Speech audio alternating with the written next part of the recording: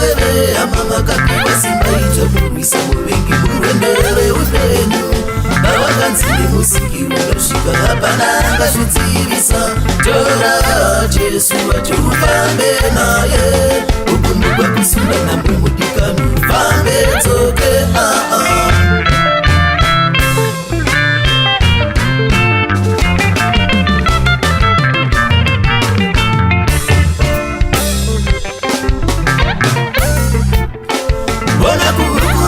zviyanda kutadzisenza ukufamba uri mwana wekutenda ive usafundudzirwe nevemasechikwari rangarira jayaguru Josefa pakaberera muvengi uvengi yachitichapedza Mwari ndipo paakatangira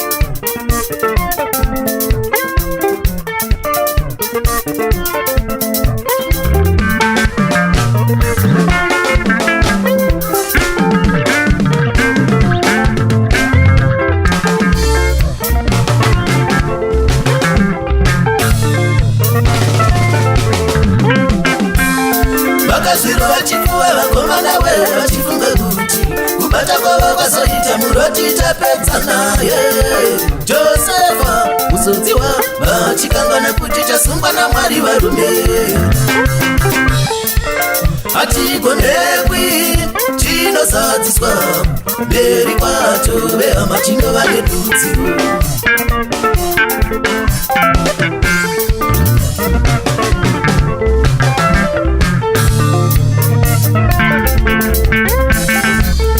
vakazvirova chifuva vakomana we vachifunga kuti kubata kwavo kwazoita muroti tapedza naye Josefa uzodziwa vachikangana kuti chasungwa naMwari varume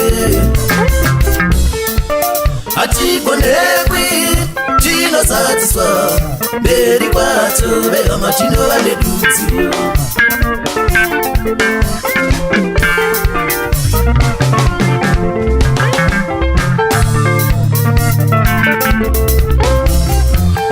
vaya makagara kusunga upenyu hwangu. Kubudirira kwenyuwe ndakange ndisati ndamuziva Jesu. Ndave naye varume inamuchandikuna. Zvachinja shiri yekutarekeni mukoma.